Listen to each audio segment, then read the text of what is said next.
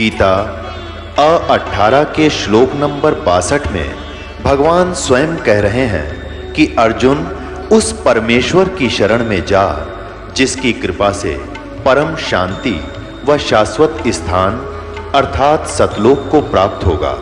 वो परमेश्वर कौन है, कहाँ है, कैसा है, जानने के लिए कृपया अवश्य सुनिए जगत गुरु तत्वदर्शी संत रामपाल जी महाराज के अमृत वचन। अब इसके हम चलते हैं 547 पृष्ठ पे। ये है 547 पृष्ठ, समंदर दी साखी। बाला संधु उवाच, यानी बाला संधु ने उवाच माने उसका कथन। ताते है गुरु अंगद जी जद गुरु नानक जी अजिते पासों विद्या होए ता मर्दाने किहा सच्चे पातशाह जी असा समंदर ता देखिया पर लंका ना देखी जिथे रामचंद्र जी चढ़ाई कीती है। ता गुरु नानक जी किहा चलो भाई बाला ते मर्दाना तुहानू रंज नहीं करना, आँखी मीटो, आँखी बंद करो। जा आँखें मीट के खोलियां ता समंदर दे कंडे जाई खड़े हुए ते आखण लगे बाला ते मर्दाना मेरे पीछे पीछे चले आओ, मुखों वाहेगुरु वाहेगुरु कहंदे आओ। ते आगे आगे गुरुजी तुर पे जैसे धरती ऊपर तुरदे सन, उसे तना समुद्र ऊपर तुर पे ता चले जावण ते पीछे पीछे बाला ते मर्दाना जावण। ता मर्दाना विचार कीती कि गुरु नानक देव जी ओम सोहम जपदे जांदे हन। ता मर्दाना भी ओम सोहम लगा जपण ते लगा गोते खावण। ता गुरु नानक जी देखण ता मर्दाना गोते खांदा है। ता गुरु जी किहा मर्दाना गुरु दी करने वल नहीं देखना, गुरु दे वचना पर चलना वाहे चाहिए तू मर्दाना ओही आख जो असा आखिया है। ता मर्दाना फिर लगा वाहेगुरु वाहेगुरु कहन ता फिर जल ऊपर उसी तरह तुरन लगा। अब आप जी ने ये तो पंजाबी वाली पढ़ी, क्योंकि अब पंजाबी के जानने वाले पंजाब स्टेट को छोड़कर पूरे भारत में बहुत कम ही है। अब हिंदी इन्हीं के द्वारा अनुवादित है, थोड़ी सी ये भी झलक दिखाएंगे। देखिए भाई बाले वाली श्री गुरु नानक देव जी की जन्म साखी। भाई चतर सिंह जवाहर सिंह अमृतसर से छपी है। पंजे साहिब और 10 बादशाह का जीवन संपूर्ण साखियां सही दर्ज है, ये यहां से प्रकाशित है। भाई चतर सिंह जीवन सिंह बाजार माई सेवा अमृतसर, फोन और फैक्स नंबर ये है इनके। और ये प्रिंटेड जीवन प्रिंटर्स अमृतसर, फोन नंबर इसके 500 देखिए 59 पृष्ठ पे। ये है 559 यानी 559 पृष्ठ, समंदर की साखी। साखी समंदर की।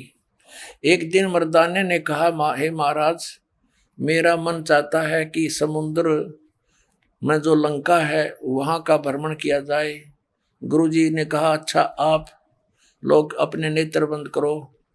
जब मैं और मर्दाने ने नेत्र बंद करे क्षण पीछे खोले तब हम लोग गुरुजी के साथ मान समुद्र तट पर खड़े थे। अब गुरुजी ने कहा कि तुम लोग समुद्र के जल पर वाहेगुरु जप करते पैदल ही चले आओ। हे गुरु अंगद देव जी हम लोग गुरुजी के पीछे पीछे उसी तरह जा रहे थे जैसे सूखी पृथ्वी पर चला जाता है। आगे आगे गुरुजी ओम सोहम का जप करते चले जा रहे थे। तब मर्दाने ने सोचा कि हम भी ओम सोहम का जप क्यों ना करें। तब मर्दाना भी ओम सोहम की रट लगाने लगा। तब वह लगा गोते खाने गुरुजी ने पीछे देखा तो हंस कर कहने लगे, ए मर्दाना, शिष्य का धर्म है कि वह गुरु के बताए मार्ग पर चले, इसलिए तू वाहे गुरु ही जप, तेरा उसी में कल्याण है। तब मर्दाने ने वाहे गुरु नाम की रट लगाई। तब फिर पूर्व प्रकार पानी पर चलने लगा। अपने आत्मा ये विचारणीय विषय है कि नानक साहेब जी स्वयं तो जाप कर रहे हैं और शिष्यों को मना कर रहे हैं। कारण क्या था? जिन भी महापुरुष को परमात्मा ने अपना एफिडेविट बनवा, अपना गवाह बनवाया, साक्षी बनाया, उनको सख्त हिदायत दे दी थी कि अभी सतनाम को डिस्क्लोज ना करना। धर्मदास मेरी लाख दुहाई, ये मूल ज्ञान की तबार न जाई। मूल ज्ञान अलग है और सार नाम अलग है। तो यहाँ पर गरीबदास साहिब जी कह रहे हैं कि सोहम शब्द, कबीर साहब कहते हैं, सोहम शब्द हम जग में लाए और सार शब्द हमने गुप्त छुपाए। आदि नाम को भी डिस्क्लोज नहीं किया, केवल इस दास पर मेहर करी, इन महापुरुषों को दिया। अब इन्होंने सतनाम को भी डिस्क्लोज करना नहीं, आदेश था इनको कि नहीं बताना किसी को, ना काल के दूतों का हाथ लग गया, जाल काम बिगड़ जाएगा सारा। अब कैसे पहचान करवाते हम? अब सारे फेल हो गए, ये सब खिसियानी से हुए बैठे, अब क्या करें? सबके जड़ दिखा दी। अब ये सभी पंथ खत्म हो जाएंगे कुछ दिनों में। बुद्धिमान लोग है, कोई बालक थोड़े ही है, अपना जीवन नष्ट करेंगे उन मूर्खों के पास लग गए, जिनको तत्व ज्ञान नहीं, उनके पास कोई समाधान नहीं, लग चले। इसीलिए तो गए थे डॉक्टर के पास, हमारा रोग कटे। अब पता लग गया उसने तब राख की पुड़िया बांध रखी है, दवाई है ही नहीं, तो कौन मरेगा उनको खाकर? अपने आत्मा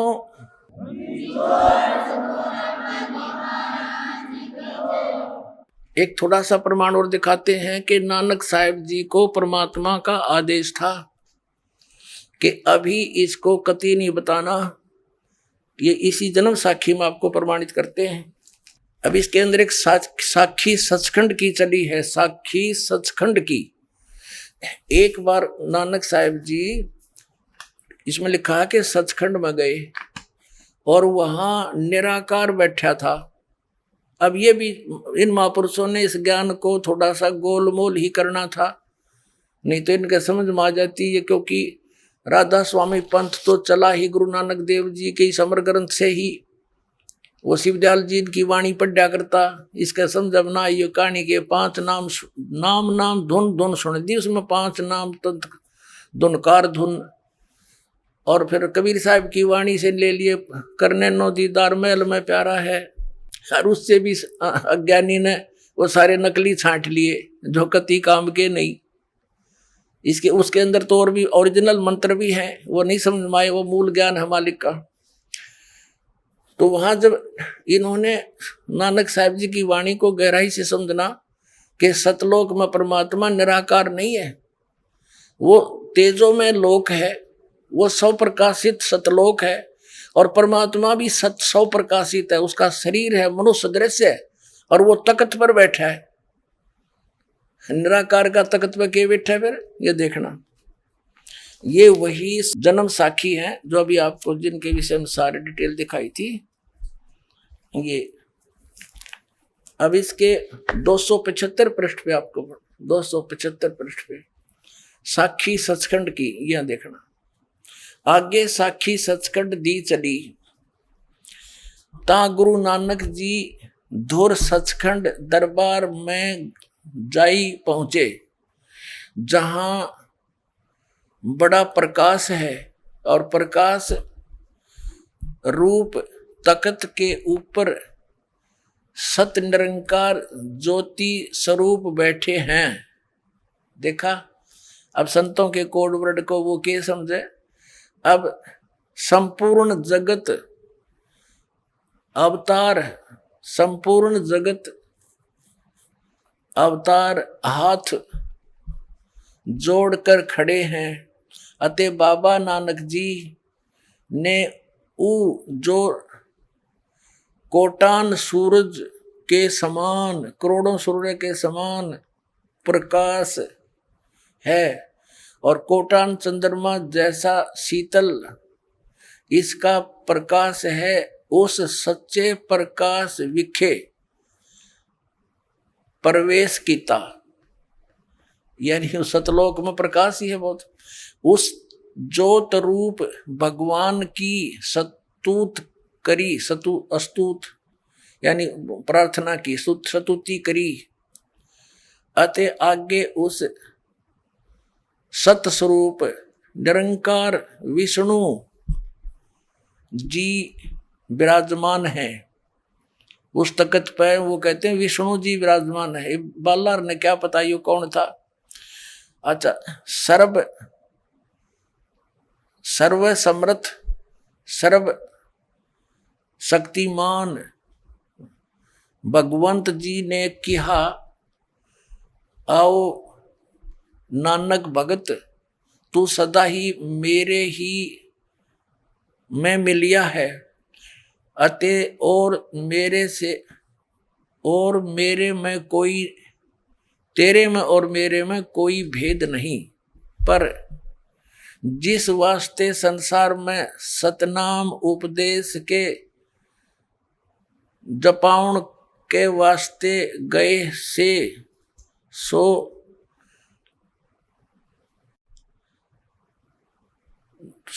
दृढ़ाया है,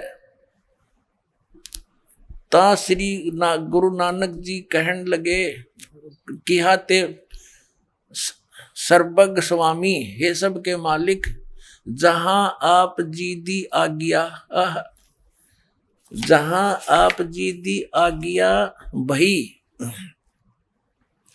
तहां सतनाम दा चक्कर फेरिया है।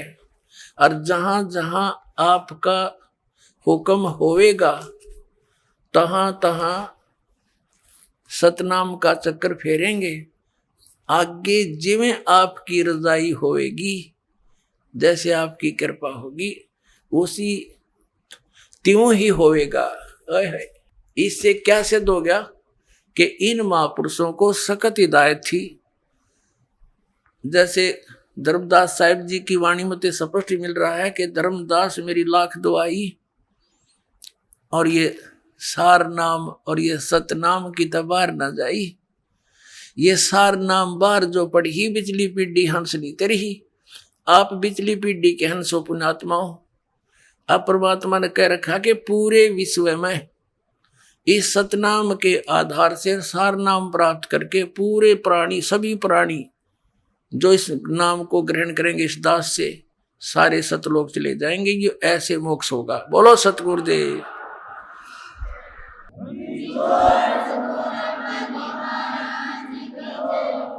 अपने आत्माओं, ये सुबह का चला हुआ प्रसंग अब 4 घंटे में 5 घंटे में जाकर सेट हुआ है, क्योंकि ये कोई रामायण की कथा तो है नहीं, सब ने पता है। किसी तरह सुनाओ आध घंटे में, चलो भाई डोल डाल पीट के। ये तो तत्व ज्ञान है और PhD करवानी है आपको इसकी, और फिर तो बात तक खत्म हो जाएगी, निरसंशय हो जाएंगे। कोई भी कुछ कहे नहीं, भक्ति यही है, यही नाम है, और फिर मोक्ष होया पड़ा, फिर तो बात तक खत्म है। मालिक का आदेश, इस नाम के जाप करने वाला सब पार हो जाएंगे। बोलो सतगुरुदेव।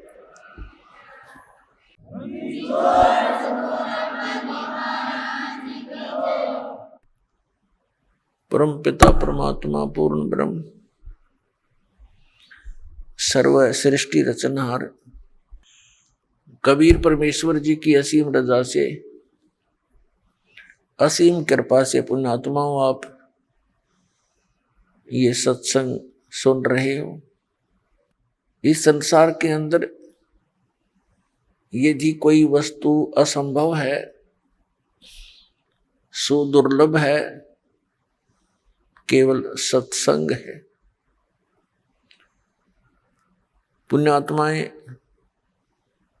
परमात्मा की खोज में युगों से लगी हैं, और जैसा भी उनको किसी संत ऋषि या ग्रंथ ने मार्गदर्शन किया, उसके अनुसार वे अपनी समर्पित भावना से उसमें लग जाते हैं। और जो भी साधक साधना कर रहा है, उस अपनी साधना को वो उत्तम मानकर ही करता है, और उसके परिणाम स्वरूप फिर हम देखते हैं जैसे हमारा जन्म पवित्र हिंदू धर्म के अंदर हुआ, जैसा भी हमारे धर्मगुरुओं ने ज्ञान दिया था, हमारे पूर्वज उसी अनुसार साधना किया करते थे। उन्होंने क्या ज्ञान बता रखा था कि बच्चा हो जा होम करा लो, मृत्यु हो जा तो उसका श्राद्ध निकालो, उसकी 13वीं करो, और जैसा भी उन्होंने मार्गदर्शन किया, राम कृष्ण भगवान है, श्री कृष्ण भगवान, विष्णु भगवान, शंकर भगवान, तो ये सभी साधना किया करते थे। और फिर भूत बन गए क्योंकि श्राद्ध निकाले गए उनके। तो श्राद्ध क्रिया प्रेत योनि प्राप्त प्राणियों के विषय में ही होती है। तो हम सभी श्राद्ध निकाल रहे थे, इससे सिद्ध हो गया कि हमारे सारे पूर्वज भूत बन गए। तो जिसको हम सत्संग समझते थे, क्योंकि सत्संग का अर्थ है, वैसे यथार्थ उसका भाव तो ये है कि सच्चा ज्ञान और कोई ऋषि महात्मा संत गुरु प्रदान करे, वो सत्संग कहलाता है। जिन गुरुओं ने, ऋषियों ने, संतों ने हमें शास्त्र विरुद्ध ज्ञान दे करके ये कहा कि हम आपको सदग्रंथों के विचार सुना रहे हैं, सत्संग सुना रहे हैं, तो वो उनकी झूठ थी, वो झूठे लोग थे। सदग्रंथों के अंदर जो मार्गदर्शन है वो हमारे तक नहीं पहुंचा। तो पुण्यात्माओं, परमात्मा स्वयं रजा करते हैं, सतलोक से चलकर आते हैं, अपनी प्यारी आत्माओं को वो गूढ़ ज्ञान बताते हैं, और उससे पहले ये सभी काल के दूत परमात्मा के बच्चों को भ्रमित कर देते हैं, शास्त्र के विपरीत ज्ञान सुना के उनको परिपूर्ण कर देते हैं, और कहते यही रहते हैं कि हम इन्हीं सदग्रंथों से सब ज्ञान बता रहे हैं। जैसे पवित्र हिंदू धर्म के अंदर पवित्र 4 वेद, पवित्र श्रीमद् भगवद गीता, पवित्र 18 पुराण, ये मान्य ग्रंथ हैं। यदि इन सदग्रंथों का ज्ञान भी हमारे पूर्वजों को होता, यानी आप सबको होता, तो इससे आगे की पढ़ाई तो बहुत आसानी से पढ़ लेते आप। यदि किसी टीचर ने बच्चे को 4वीं कक्षा 5वीं कक्षा तक का ज्ञान ठीक दे रखा है, तो उसको 6ठी कक्षा में प्रवेश करके आसानी से पढ़ाया जा सकता है। और जिसी ने कख नहीं सिखा रखा, सारे उल्टी बकवाद पढ़ा रखी है, तो उस बच्चों को फिर उसमें प्रारंभ से ही, प्रथम कक्षा से प्रारंभ करना पड़ता है उसको। तो आज पूरे मानव समाज को इस दास ने प्रथम कक्षा वाले क ख भी सिखाने पड़ रहे हैं। ABCD दास ही पढ़ाएगा इस अध्यात्म मार्ग की।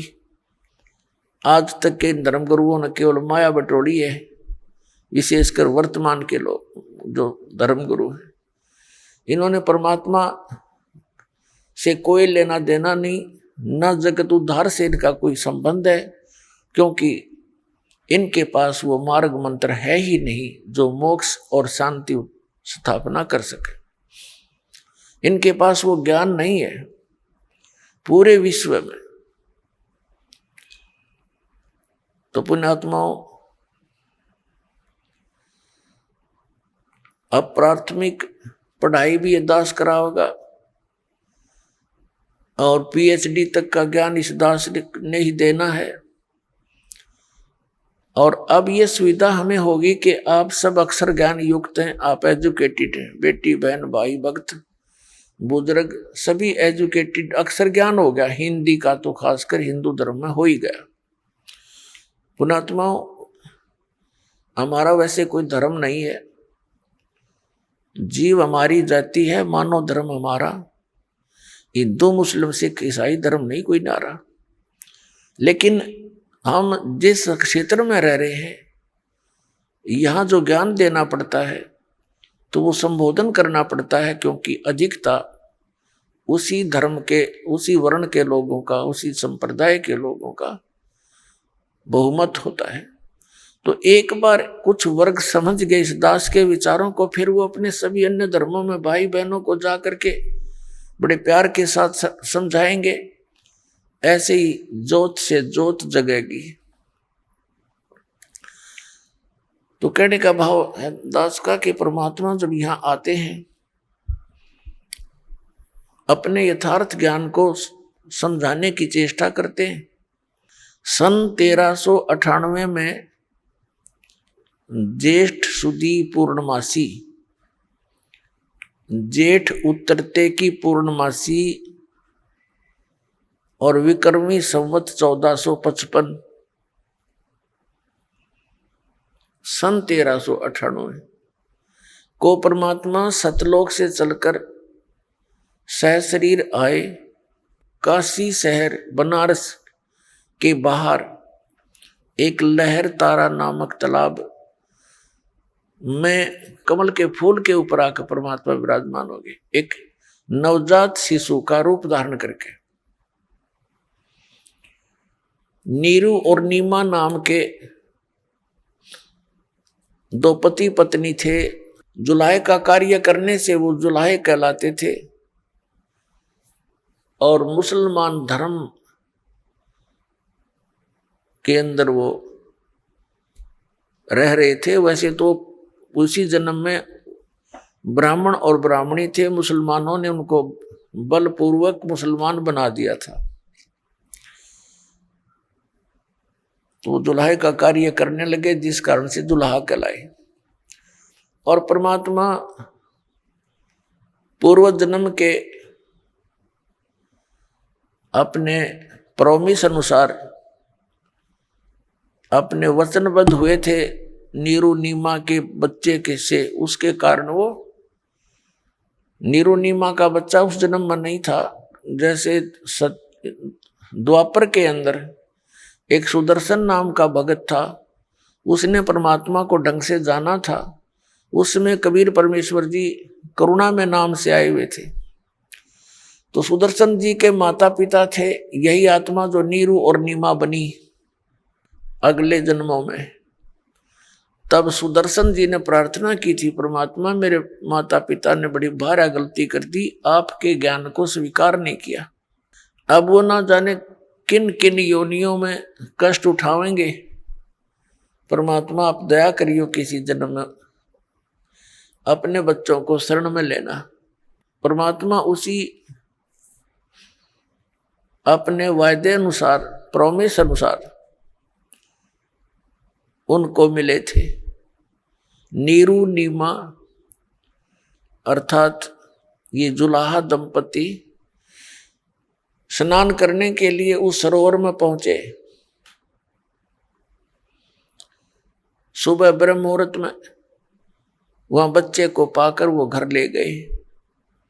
अब संक्षिप्त में सुनाऊंगा, ज्यादा विषय और है आज हमारा। और वहां जुलाहे के घर प्रवेश की लीला होने के कारण वो परमात्मा जुलाहा कहलाए, जुलाहे का कार्य करने लगे। तो पुण्यात्मा, वो परमात्मा ही हमें आकर यथार्थ ज्ञान देता है। अब उस परमेश्वर ने इसलिए वहां उस समय जुलाहे के घर में आना अनिवार्य जाना, क्योंकि वो तो परमात्मा है, हम तो जीव बुद्धि हैं। अपनी बुद्धि अनुसार हम विवेचन कर रहे हैं। परमात्मा ने ये जाना कि शूद्र जाति उस समय बहुत ही अछूत मानी जाती थी और एक धारणा बनी हुई थी कि भक्ति मार्ग का काम तो ऋषि ब्राह्मणों का ही होता है। और यही पार हो सकते हैं, यही भक्ति कर सकते हैं। दूसरी धारणा ये थी कि इन ब्राह्मण गुरुओं के शिष्य अधिकतर सेठ लोग होते थे, वो दान धर्म बहुत किया करते थे, वैश्य कुल के, और बाकी अन्य भी स्वर्ण जातियां भी उनकी शिष्य हुआ करती थी। और शूद्र को भक्ति का अधिकारी नहीं माना जाता था, उनको मंदिरों में जहां भी पूजा स्थल होते थे वहां जाना अलाउड नहीं था। तो परमात्मा ने ये सारी बेड़ियां हटाने के लिए ये जो जकड़ रखा था समाज जाति मजहब के अंदर, उन सभी बंधनों को काटने के लिए, समाप्त करने के लिए परमात्मा आए थे। अब उन्होंने आकर के हमें क्या ज्ञान दिया? राम नाम रटते रहो, राम नाम रटते रहो, जब तक घट में प्राण, कब हो तो दीन दयाल के भनक पड़ेगी कान।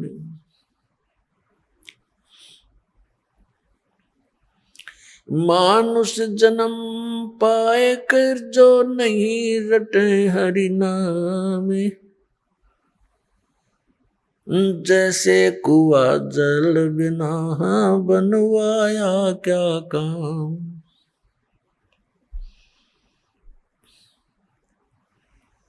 कबीर हरि की भक्ति करो, तज विसिया रस चोज,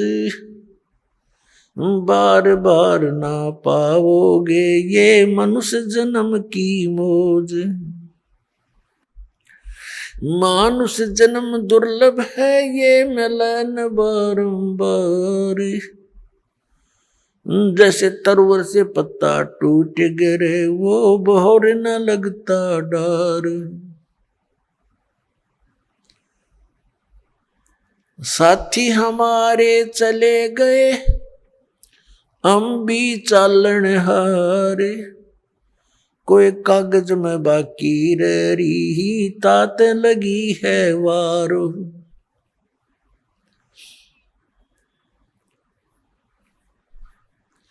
पतझड़ आवत देख कर बन रोवे मन माही, ये ऊंची टहनी पात थे अब पीले हो जाही।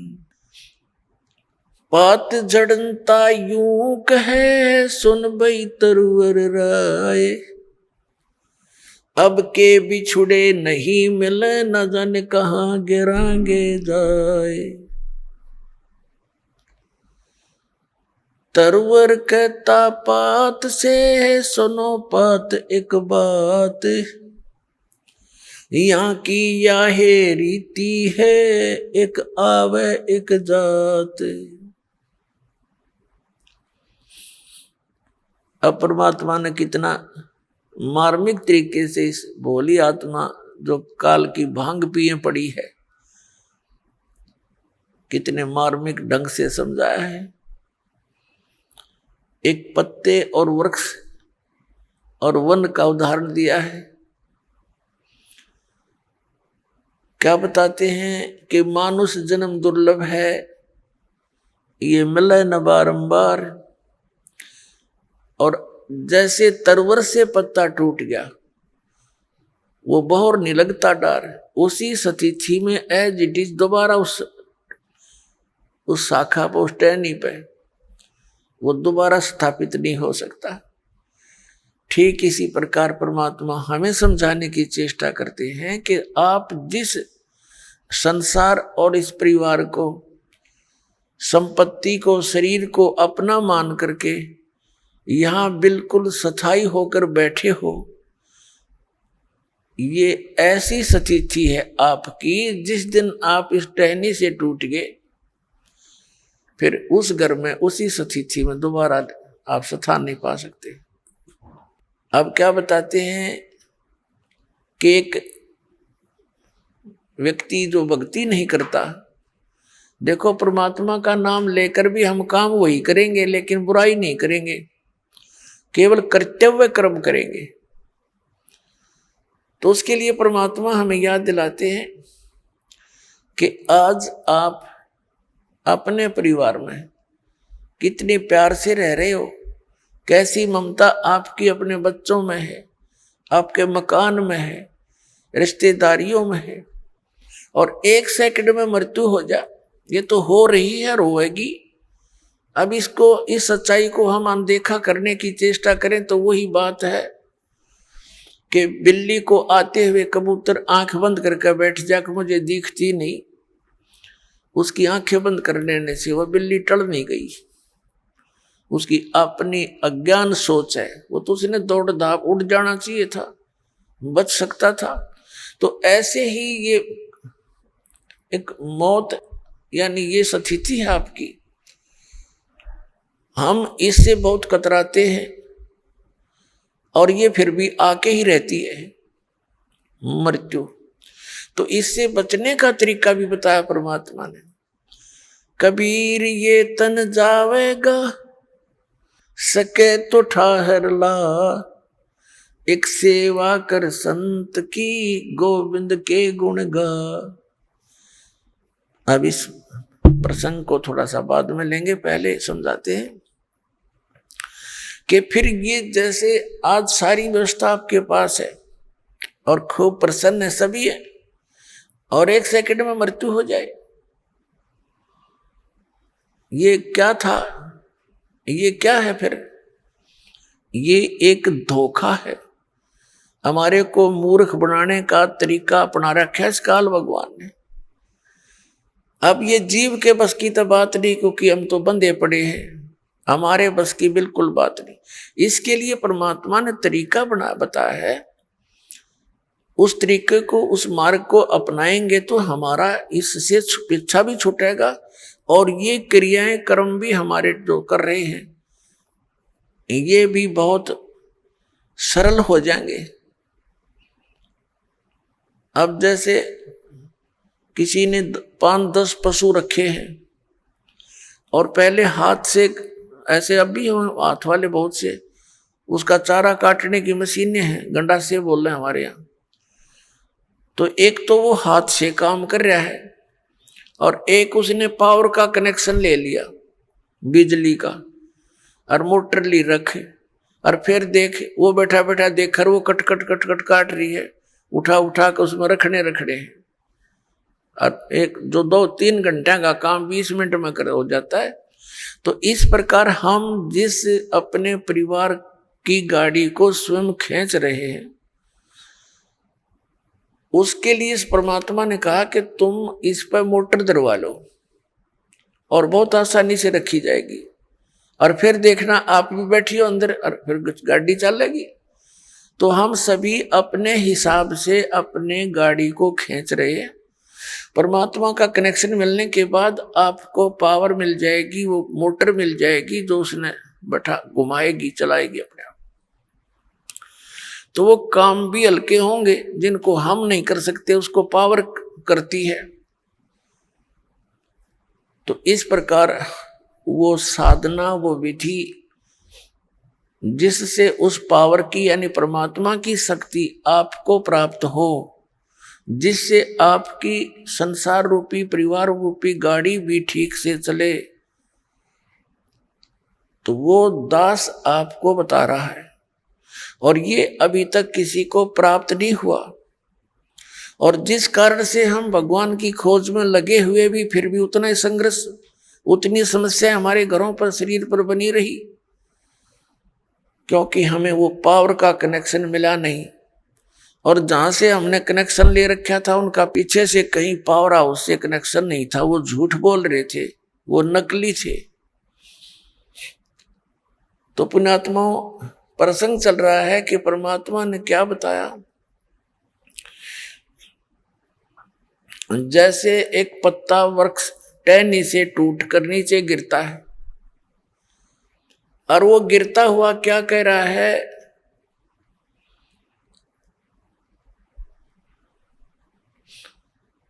पात जड़नता यूं कहे सुन बई तरवर राय, अब के बिछुड़े नहीं मिले ना जाने कहां गिरेंगे जाए। अब वो पत्ता मानो, यानी उदाहरण दे रहे हैं भगवान कबीर परमात्मा आप जी, और हमारे को सतर्क कर रहे हैं कि आप जिस भरे पूरे परिवार से जब यहां से चलोगे, मृत्यु का समय निकट आवेगा। किसी भी कारण से हो सकता है, जैसे कोई रोगी हो जाता है, साध्य रोग हो गया, कैंसर होगी या कोई और बीमारी होगी, परमात्मा की भक्ति कर नहीं रहा वो प्राणी, तो वो मरते समय ये कहा करे हे भगवान ये पता नहीं कहाँ ठिकाना होगा। तो भगवान याद दिलाते हैं कि एक परिवार को छोड़कर जो प्राणी जाता है उसकी स्थिति बहुत भयंकर होती है, उसकी ममता उसकी जकड़ उसी परिवार में जकड़ी रहती है। जो भक्तिहीन और ज्ञानहीन प्राणी होता है वो वहीं फिर पशु पक्षी बनकर, कुत्ता कुतिया बनकर उसी गली में सैर सपट्टे करता रहता है। वो जहां आशा ता बासा होई, मन कर्म वचन सुमरियो सोई, पात जड़नता यूं कहे सुन भी तरवर राय, अब के बिछुड़े नहीं मिले न जाने कहां गिरेंगे जाए। अब परमात्मा कहते हैं हिड़की दे दे रोएगी सुरता जब तू चलेगी अकेली। इस आत्मा को सुरता भी सुरती भी कहते हैं, एक संबोधन के लिए कहते हैं प्यारी आत्मा जब तू पूरे परिवार ने छोड़ के अकेली यहां से जाएगी, जब तू पछाड़ खा खा टक्कर मार मार रोएगी डकरा डकरा के, तेरी कोई नहीं सुनेगा। फिर क्या बताते हैं, पात जड़नता यूं कहे सुन बई तरवर राय, अब के बिछुड़े नहीं मिले ना जाने कहां गिरेंगे जाए। तरवर कहता पात से। अब क्या बताते हैं परमात्मा के पतझड़ आवत देख कर बन रोवे मनमाही, ये ऊंची टहनी पात थे अब पीले हो जाई। जब पतझड़ आती है, बसंत ऋतु आती है, उसमें क्या होता है कि पहले के जितने भी पत्ते होते हैं वो सभी पीले होकर के और वृक्षों से टूट टूट कर नीचे गिर जाते हैं। अब कहते हैं उस समय वो बन रोता है अपने मन में कि ये क्या बनी इनके साथ, ये सभी निकल के टूट टूट के गिर गए सारे। जहां एक वर्ष तक उन मस्ती मार रहे थे, फड़फड़ फड़फड़ करते थे हवा के झोंकों में, कितने अच्छे लगते थे। तो ये वन संसार है और हम इन टहनियों पर चिपके हुए पत्ते हैं। ऐसे ही हम टूट टूट कर गिरते जा रहे हैं। पीले हो जाएंगे, बुढ़ा हो गए, बुढ़ापा आ गया, सफेद बाल हो गए, जाड़ दांत, अब चली एक एक करके निकलने लगी। तो समझो अब इस तरवर से टूट कर गिरने का समय आ लिया और इसका ये भी नहीं पता कब समय आ जाए। वैसे तो अंदाजा हम सभी लगाए बैठे हैं, अप्रोक्सीमेशन, कि 90, 80, 100 वर्ष तक तो जी ही जाते हैं। अब जैसे कोई आज 80 वर्ष का हो गया है तो वो इस आश तक जीवित है, रुका हुआ है कि 100 वर्ष तक तो कहते हैं जी ही जाता है, मनुष्य जीवन बना ही रहता है। और यही आस सबसे खतरनाक है हमारे लिए कि इतने वर्ष तो अभी मेरे शेष हैं, इसीलिए तो टिका हुआ है ना। तो ये फिर भगवान में दृढ़ता तो लग जाना, इसीलिए बकवादों में लग जाता है। तो यहां परमात्मा कहते हैं यह भूल भी सत्संग से समाप्त होगी आपकी। परमात्मा कहते हैं मौत भूल गया बावड़े, ये अचरज किया कौन, और तन माटी में मिल जाएगा जो आटे में लौण। तो मौत को भूल गया, यह गफलत किया बैठा। इसी कारण से तुम चोरी करता है, बकवाद करता है, डाके मारता है, मिलावट करता है, रिश्वत लेता है और बड़ी बड़ी कोठी बनाता है, तुझे मौत याद नहीं है। अब परमात्मा याद दिलाते हैं कि वो ऊंची टहनी पात थे वह पीड़े हो जाई, पात जड़नताइयों कह सुन भीतर वर आए, अब के बिछड़े नहीं मिले ना जाने कहाँ गिरेंगे जाए। फिर तरवर कहता पात से, अब जैसे तो कोई व्यक्ति मृत्यु के निकट हो, कुल के लोग आसपास आकर बैठ जाते हैं और उसको फिर सांत्वना देते हैं, भाई यहाँ तो सभी ने जाना है, चिंता कर ले चाहे ना कर ले, ये बाकी बच रहे इनकी भी मृत्यु होनी है, पीछे देख ले कोई रहा नहीं। तो इस करके उसका थोड़ी दृढ़ता पैदा करने के लिए ये बातें चलती हैं, लेकिन उनसे होता कुछ नहीं। जब तक प्राणी पूर्व पहले से ही परमात्मा के चरणों में नहीं लगा होता, उसके वो बातें असर भी नहीं करती। पहले से भक्ति में लगा हो, भक्ति की शक्ति से, भक्ति की कमाई से, मंत्र की कमाई से, उस समय उसको थोड़ा बहुत अगर कोई डगमग होता है परिवार को देखकर, तो उसको याद दिलाने से वो तुरंत दृढ़ हो जाता है, क्योंकि उसकी नींव मजबूत हो चुकी है। तो फिर वो तुरंत भूल जाता है संसार को और मालिक में सुरती लगा लेता है। और भक्ति और ज्ञानहीन प्राणी तो फिर कितना कुछ कह लो, उसका असर नहीं होता, उसकी सुरती वहीं जकड़ी रहती है। तो यहाँ अब तरवर कहता पात से, सुनो पात एक बात, यहाँ की यही रीति है, एक आवे एक जात।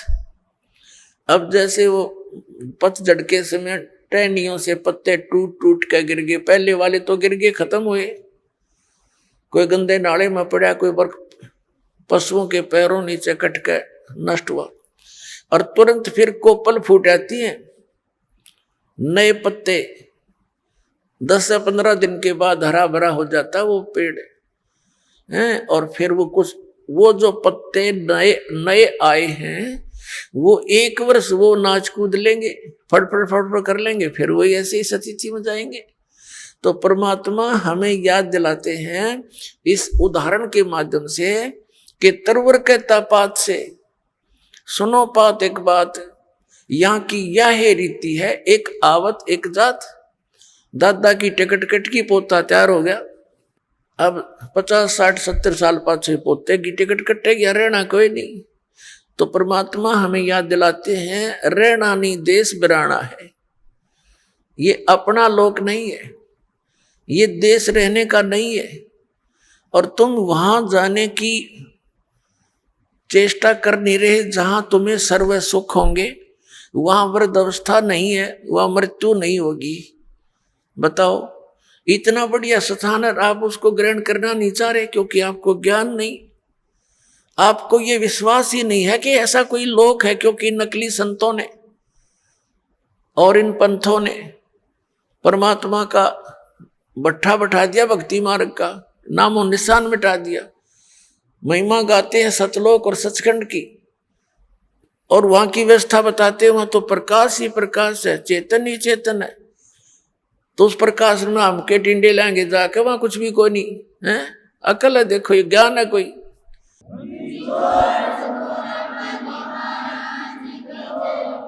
कैसे रुचि बनेगी वहां जाने की?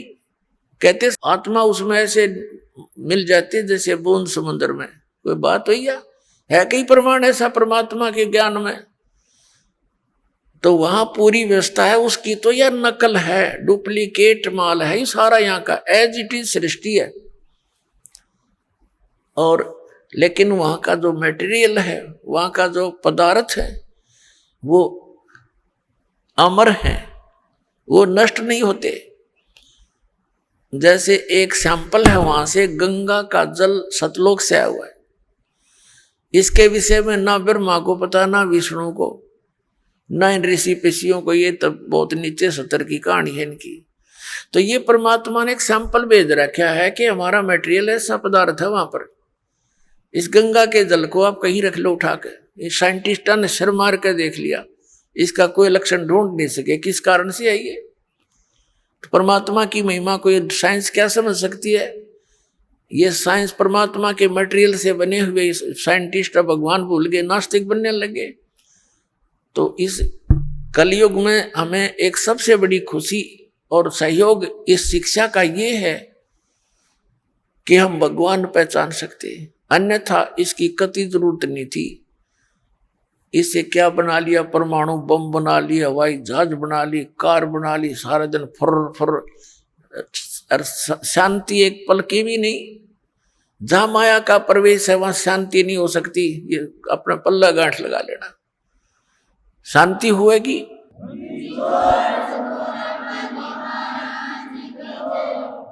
अंगारों पर बैठकर हम शांति ढूंढ रहे हैं, भूतल पर पैर रखे हैं और हम सोच रहे हैं अब शांति होगी, हमें ठंड मिलेगी। तो माया तो भूबल समझ लो, ये अंगारे हैं, और जिसके पास ज्यादा है उतने ही ज्यादा अंगारे उसके पास है। कभी सपने में भी उसको सुख नहीं हो सकता। और जहां भक्ति है, परमात्मा साथ है, फिर इस माया को भी परमात्मा अपने हिसाब से सेट कर देंगे। उसके लिए परमात्मा कहते हैं, माया दासी संत की भगत की, और उभय दे आशीष, विलसी और लातों छड़िया, सुमर सुमर जगदीश। जब हम परमात्मा की शरण में आ जाएंगे, सतनाम का, सच्चे नाम का जाप करेंगे, ये माया आपके चारों तरफ पड़ी रहेगी, लेकिन फिर हमने इसकी आवश्यकता ना रहे। अब जैसे हम शराब पीते थे, बीड़ी पीते थे, यानी हम दास नहीं पीता था, उसे बता रहा हूं, बीड़ी बैड़ी कभी नहीं पी, लेकिन जैसा भी जो भक्त आए हैं शरण में, शराब पीते थे, तम्बाकू प्रयोग करते थे, लंबी लंबी सिगरेट ला के टोर दिखाया करते थे, मांस खाते थे, और 100 तरह की लोग दिखावा ड्रामे करते थे। ये सारे छूट जाएंगे इस भक्ति मार्ग में, ये प्रतिबंध लगाए जाते हैं। तो वह माया जो वेस्ट जाती थी, एक शराब पीने वाला, उसका तो एस्टिमेट नहीं लगा सकते एक दिन में कितना नाश कर दे। एक सिंपल सी बीड़ी और तम्बाकू प्रयोग करने वाला, सिगरेट पीने वाला कम से कम 20-30 रुपए डेली बर्बाद कर देता, बल्कि आज तो ज्यादा हो गए होंगे। तो महीने में एस्टिमेट लगाओ तो 1,000 का तो उसका कम से कम ये खर्चा हो गया, ये बच गया। फिर शराब पीने का तो एस्टिमेट नहीं, एक महीने में 10,000 पी जाए, 15,000 का नाश कर दे।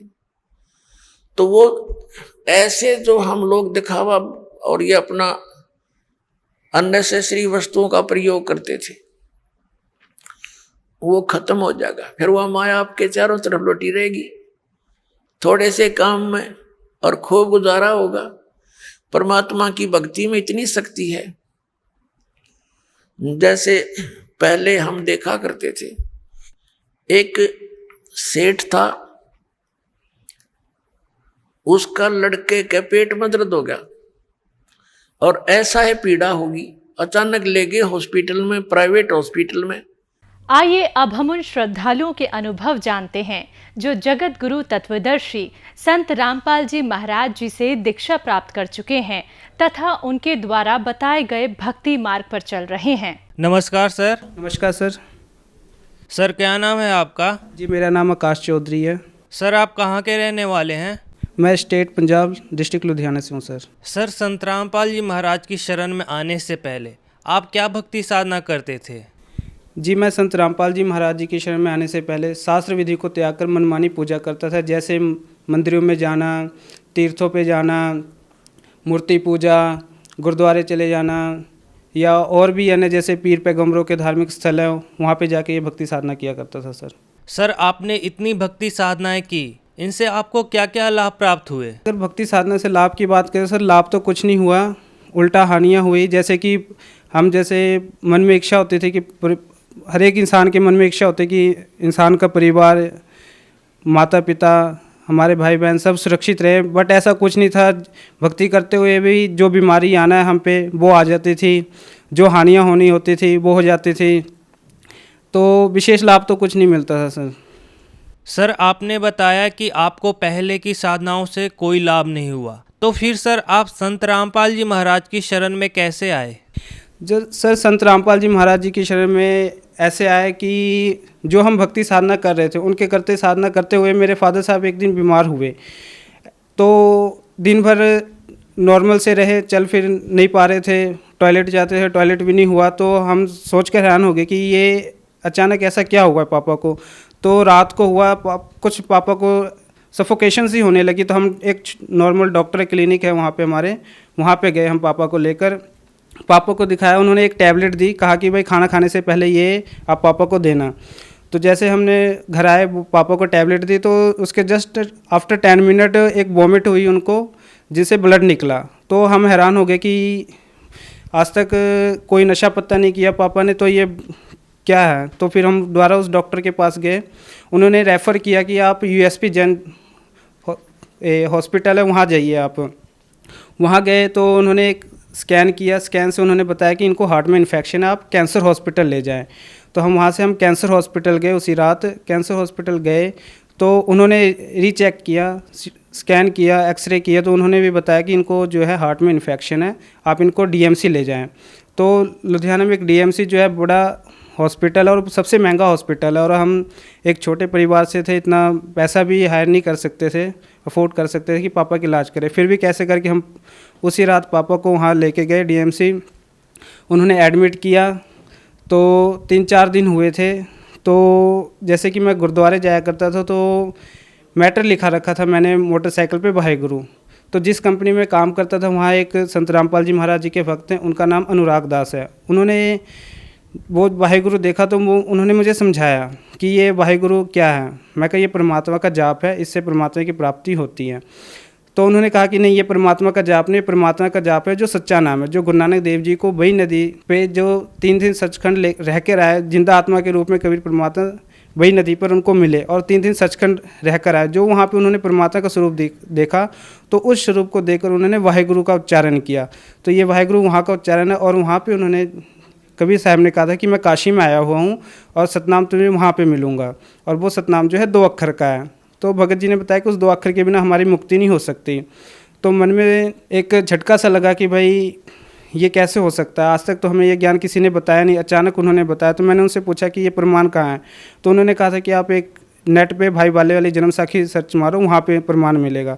तो मैं गूगल पे गया, सर्च मारा मैंने भाई वाले वाली जन्म साखी। तो जन्म साखी मैंने सर्च मारा तो वहाँ पे ना संत रामपाल जी महाराज जी की फ़ोटो आई। तो जब मैंने संत रामपाल जी महाराज जी की फ़ोटो देखी, तो जैसे कि मैं सत्संग सुनता था, तो मैंने पहले भी सत्संग इनके सुने थे, बट कुछ समझ नहीं आता था, क्योंकि सिंपल वे था सत्संग, ज्ञान समझाते थे, तो ऐसा लगता था कि गुरुजी आपस में बोल रहे हैं, क्या समझा रहे हैं, कुछ समझ नहीं आता था। तो फिर मैंने उनको फ़ोन किया, भाई कि आपके गुरुजी संत रामपाल जी महाराज जी हैं। उन्होंने कहा कि हाँ जी संत रामपाल जी महाराज। मैं कहा इनका तो सत्संग आता है। तो कहा कि हाँ जी आता है। तो फिर मैंने इग्नोर कर दिया। मैं कहा भगत जी आपके गुरु आपकी जगह है और मैं गुरुद्वारे जाता हूँ, फाइनल है, मैं नहीं इनको मान सकता कि कबीर परमात्मा है। तो उन्होंने कहा कि सत्संग सुनो। तो एक अचानक मन में प्रेरणा हुई, फिर मैंने सत्संग सुना। मैं कहा चलो सुन के देखते हैं। सत्संग सुना तो फिर मैंने अरदास लगाई परमात्मा के आगे। एक इंटरव्यू सुना भगत जी का, उन्होंने बताया था कि उस भगत जी की, उन्होंने भी भगत जी ने प्रार्थना लगाई गुरु जी के आगे, जो भी उनकी समस्या थी वो प्रार्थना लगाते ही वो सॉल्व हुई। तो मैंने सोचा कि अगर इनकी समस्या सॉल्व हो सकती है तो मेरी भी हो सकती है। मैंने फिर गुरु जी के आगे अरदास लगाया कि वाकई आप कबीर परमात्मा हो, पृथ्वी पे आए हुए हो, मेरे पापा को ठीक करिए, मैं आपकी शरण में आऊँगा। तो फिर मैंने ये प्रार्थना लगाकर मैंने भगत जी को फ़ोन किया, अनुराग भगत जी को। उन्होंने कहा कि भाई शनिवार को हमारा सत्संग है, आप चलिएगा हमारे साथ। मैं कहा ठीक है मैं चलूँगा। तो जैसे ही शनिवार को मैंने सत्संग के लिए ट्रेन पकड़ा भगत जी के, 5 बजे ट्रेन आती है लुधियाना हिसार पैसेंजर चलती है यहाँ से। 5 बजे जैसे ही मैंने ट्रेन में बैठा, मुझे फ़ोन आया मम्मी का कि ऐसी सी बात है, पापा को डिस्चार्ज कर दिया गया है हॉस्पिटल से, आप कहाँ हो। तो मैं कहा मैं तो गुरु जी की शरण में जा रहा हूँ, सत्संग सुनने जा रहा हूँ संत रामपाल जी महाराज जी का। तो कहा कि आप कैसे हो, आप पापा को डिस्चार्ज किया गया और आप फिर इधर जा रहे हो, तो कैसे होगा, कौन लेके जाएगा। मैं कहा परमात्मा ही आप उनको घर पहुँचाएँगे, मैं तो जा रहा हूँ, मुक्ति डिस्चार्ज कराने वाले भी परमात्मा ही हैं। तो फिर हम बरवाला पहुँचे और संत रामपाल जी महाराज जी से नाम दीक्षा ली। सर आपने संत रामपाल जी महाराज से नाम दीक्षा ली, तो क्या उससे आपको कोई लाभ प्राप्त हुए? सर लाभ ऐसे था कि हमारा एक मकान था पुनीत नगर में, वो एग्रीमेंट का मकान था। तो एग्रीमेंट का तो सरकार की जगह होती है, वो उसका कोई पता नहीं होता कि सरकार कब गिरा दे। तो हमने वो मकान बेचने पे सेल करने के लिए लाया। सेल पे जब उसको लगाया तो वो मकान जल्दी बिक नहीं रहा था। तो हमने गुरुजी के आगे प्रार्थना लगाई, तो परमात्मा ने कहा कि दया करेंगे परमात्मा। तो वो परमात्मा की दया से वो मकान भी बिक गया और एक रजिस्ट्री वाला प्लॉट था 50 गज का, जितने में वो बिका उतने में हमें वो रजिस्ट्री वाला प्लाट मिला 50 गज का बना बनाया मकान। एक ये लाभ हुआ। बाकी लाभ जो भी होता है, मन में इच्छा होती है परमात्मा जी कि कुछ भी चाहिए होता है, मन में मनोकामना होती है, तो वो परमात्मा पूरी कर देते हैं। सर हमें जो मेरे फादर साहब पे जो वो बीमारी की समस्या आई थी, वो एक हमारे लिए एक परिवार, पूरे परिवार के लिए एक ऐसा पॉइंट, ऐसी सिचुएशन थी कि ऐसा लगा था कि भाई हमारा पूरा परिवार ख़त्म है, क्योंकि हमारे पास पैसे भी उतने नहीं थे जिससे हम उतना इलाज कर सकें। क्योंकि डीएमसी बहुत एक 1 वीक रहे पापा, करीब हमारा 80,000 का करीब खर्चा हो गया था, और हमारे पास इतने पैसे भी नहीं थे कि हम आगे अफोर्ड कर सके पापा को। तो हमने डॉक्टर को भी कह रहे थे कि 3-4 दिन हुए थे, डॉक्टर को भी कहा कि भाई प्लीज़ हमारे पापा को यहाँ से डिस्चार्ज करो, हमारे पास इतने पैसे नहीं है। तो डॉक्टर ने मना कर दिया कि भाई अभी नहीं, जब तक बिल्कुल तरह से स्वस्थ नहीं हो जाते तब तक नहीं करेंगे। हमने डॉक्टर साहब को बोला कि हमारे पास इतने पैसे नहीं है जो नहीं कर सकते, प्लीज़ आप डिस्चार्ज करो। बट वो डॉक्टर कहते नहीं, इलाज करा के ही आपको जाना पड़ेगा। तो मन में ये भी थी कि अब एक तरह का हम सोचे कि फंस गए हम। तो फिर जब गुरुजी के आगे अरदास लगाई तो नाम दीक्षा ली, तो परमात्मा ने वहाँ से वो पापा को डिस्चार्ज किया। सर, जो श्रद्धालु आपको देख रहे हैं उनको आप क्या संदेश देना चाहेंगे? जी, संदेश तो परमात्मा ही दे सकते हैं, बट एक रिक्वेस्ट करना चाहेंगे हम अपने भाई बहनों से, देश की पूरी जनता से, और स्पेशली उन बड़े बड़े नेताओं से, like respectable Narendra Modi ji, CM Manohar Lal Khattar जी, और रिस्पेक्टेबल राष्ट्रपति जी, इतने पढ़े लिखे एजुकेटेड हैं जो आज देश के विकास के लिए पूरे इनकी निकले हुए हैं कि हम देश का विकास करेंगे, देश में शांति लाएंगे, गरीबी दूर करेंगे। तो उन सबको ये मैसेज देना चाहूँगा कि प्लीज़ एक रिक्वेस्ट है आप सबसे कि देश में शांति जो आ सकती है, सिर्फ संत रामपाल जी महाराज जी के ज्ञान से ही पूरे विश्व में शांति आ सकती है।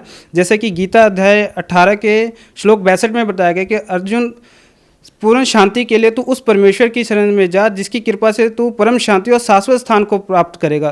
तो परम शांति जो है, जब हम शास्त्र अनुकूल भक्ति करेंगे तभी पूरे विश्व में आ सकती है, और वो शास्त्र अनुकूल भक्ति सिर्फ संत रामपाल जी महाराज जी के पास है। तो पूरे विश्व से, अपने भाइयों बहनों से, जो मेरे पेरेंट्स हैं, जितने भी रिलेटिव हैं, फ्रेंड हैं, या पूरे विश्व की जितनी भी जनता, उन सबसे रिक्वेस्ट करूंगा कि प्लीज़ आज पृथ्वी पर सतगुरु संत रामपाल जी महाराज पूर्ण संत और पूर्ण परमात्मा कबीर साहब के रूप में आए हुए हैं। उनसे नाम दीक्षा लीजिए, और मनुष्य का जो मेन उद्देश्य है, हमारा जो एक मनुष्य की जो मनुष्य लाइफ की वैल्यू है, वो 84 लाख योनियाँ भुगत कर हमें मिलती है, और इतने कष्ट भोगने के बाद हमें एक मनुष्य जन्म मिला है, और इसको भी सत भक्ति के बिना ऐसे ही गुजार देंगे तो मनुष्य जीवन व्यर्थ है। तो यही प्रार्थना करूंगा कि प्लीज़ आप संत रामपाल जी महाराज जी का एक बार सत्संग सुने, ज्ञान को समझे, परमात्मा को पहचाने, और जो वेदों में सत भक्ति बताई गई है उनके अनुसार भक्ति कर कर अपना जन्म मरण का रोग कटाएं। सर, जो श्रद्धालु संत रामपाल जी महाराज से नाम दीक्षा लेना चाहते हैं, वह नाम दीक्षा कैसे ले सकते हैं? जैसे टीवी पर एवरीडे चैनलों पे संत रामपाल जी महाराज जी का सत्संग आता है, उन सत्संग को सुने, ज्ञान को समझे, और नीचे सत्संग के नीचे चैनल पे एक पीली सी पट्टी होती है, उन पे नंबर लिखे होते हैं। तो अगर आप नाम दीक्षा लेने के इच्छुक हैं तो उन नंबर पे कांटेक्ट करें, और वो आपको गाइड करेंगे कि कहाँ से आप जिस भी स्टेट के होंगे वहाँ आपको उसी स्टेट में आपको नाम मिल जाएगा। धन्यवाद सर। जी धन्यवाद, थैंक यू सर।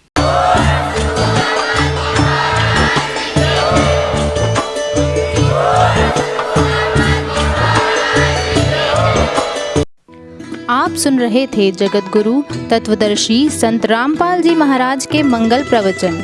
अधिक जानकारी के लिए संपर्क करें